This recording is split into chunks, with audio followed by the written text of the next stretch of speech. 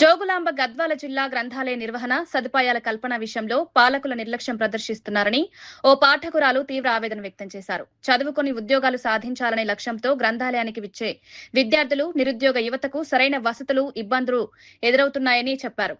విద్యా వ్యవస్థ అభివృద్ధిపై ప్రజాప్రతినిధులు, ప్రభుత్వం మరింత దృష్టి సారించాలని కోరారు.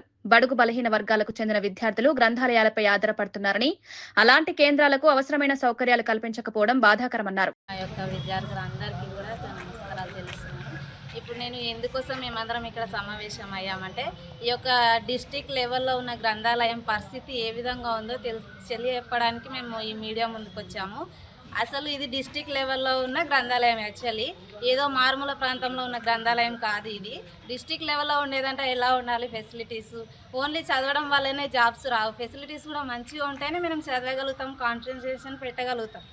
20 మందిని ఒక రూమ్లో పెట్టి ఒక చిన్న ఫ్యాన్ పెడితే ఏం సరిపోతుంది? అది అసలు మాకు మొత్తం ఆ చెమట, ఆ ఇరిటేషన్ వల్లనే మేము ఏం చదవలేకపోతున్నాం.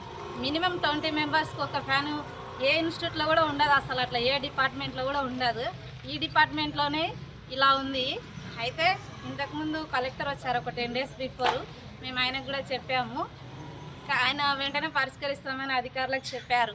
అయితే వాళ్ళు ఇంతవరకు అయింది 3 డేస్లో సాల్వ్ చేస్తామన్న ప్రాబ్లము ఇంతవరకు ఎవరు పట్టించుకోలేదు. ఫ్యాన్ అంటే మహా ఎంత పడుతుంది? రిపేరింగ్ అయితే 150, కొత్తది అయితే 1000, అంతకుమించి ఏమి ఎక్కువ పడదు. అది కూడా అసలు కనిపించట్లేదు వాళ్ళ సదుపాయాలు. ఇంకా కొత్త బిల్డింగ్ ఎప్పుడు ప్రొవైడ్ చేస్తారు? అసలు ఫండ్స్ అన్నీ ఎక్కడ పోతున్నాయి? ఎవరు తీసుకుంటున్నారు? అవన్నీ కూడా ప్రభుత్వం అడగాల్సిన బాధ్యత ఉంది. ఉన్నతాధికారులు మాట్లాడే వాళ్ళని టార్గెట్ చేసే బదులు అదేదో మంచి ఫెసిలిటీ కల్పించి మంచి పేరు తెచ్చుకొని ఇంకా పై ప్రమోషన్స్కి వెళ్ళొచ్చు కదా.